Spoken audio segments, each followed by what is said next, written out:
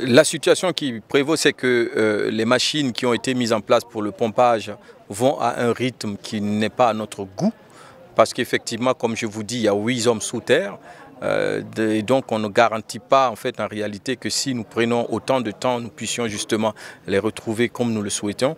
Mais les acteurs de la mine sont en train de renforcer la capacité des équipements. Ils ont fait appel à leurs collègues du Ghana qui arrivent également en renfort. Le gouvernement est en train aussi de tout mettre en œuvre avec les services techniques pour renforcer l'action de pompage de ces mines-là.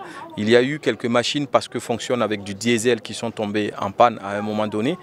Ce qui nous a rapporté les acteurs de la mine, ils sont en train en tout cas de tout mettre en œuvre pour que cela se fasse de façon efficace.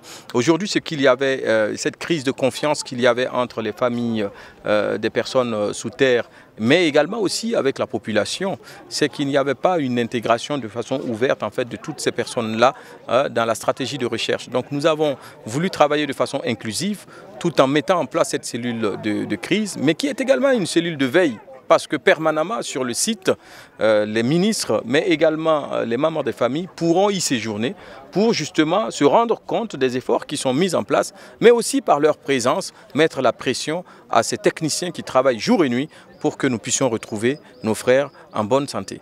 Nous avons rencontré donc les autorités coutumières, mais aussi les populations de Sanguié. Nous sommes allés à Perquois, nous sommes partis chez le chef de Réau et donc les concertations se poursuivent. Et je pense qu'aujourd'hui, à l'heure où je vous parle, nous pouvons dire que nous sommes en train de regarder vers la même direction.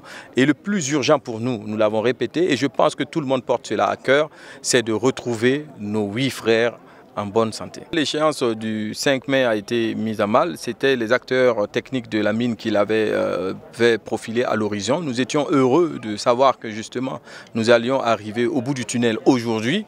Malheureusement, à la rencontre d'aujourd'hui, mais aussi du point de vue des constatations que nous avons pu faire de visu avec le ministre des Mines qui s'est déplacé sur place, le ministre de la fonction publique également qui depuis hier nuit est au four et au moulin, nous avons pu nous rendre compte effectivement qu'il y a eu quelques pannes de moteur par endroit et qu'un renfort de matériel est demandé et que le travail se poursuit. Jusqu'à aujourd'hui, la distance pour atteindre justement la cavité qui héberge en tout cas nos 8 frères est encore un peu plus long et donc du coup, grâce au matériel qui arrive et nous espérons le plus rapidement possible, en tout cas nous mettons tout en œuvre avec les acteurs de la mine pour que cela soit très rapide, nous espérons pouvoir pomper le maximum d'eau possible et de retrouver nos frères. Ce n'est plus une question de Perquois, c'est une question du Burkina Faso. Les vies qui sont sous terre nous importent beaucoup plus que tout le reste. Et donc c'est cette solidarité, cette union d'action, cette même vision commune que nous partageons non seulement avec les membres des familles, avec les acteurs de la mine, mais aussi avec les chefs coutumiers de la localité.